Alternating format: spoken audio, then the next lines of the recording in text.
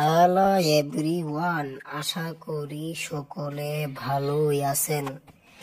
আচ্ছা, censor board তো বরবাদ দেখলো না, দেখে তো ওর প্যান্ট ঢিলা হয়ে গেছে। 10 মিনিট কাটতে হবে।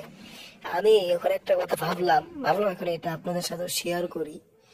তাদের যে বরবাদ দেখে এই অবস্থা, যদি মার্কো দেখতো, একটা তো এখানে হাগু কইরা দিত, এখানে পেশাব পায়খানা কইরা দিয়ে আম্মা গো এই এই সবাই আমি দেখবো না। যদি মার্কো দেখতো তাহলে কি করতো, শুধু হিরোর এন্ট্রিটা দিয়ে বাকি সব কেটে দিত। এন্ট্রি একটু গাড়ি ঘোড়া ওই সালে 10-20 মিনিট দিয়ে ওগুলাই হয়ে দিত, আর বাকি 2 ঘন্টায় কাইটা দিত।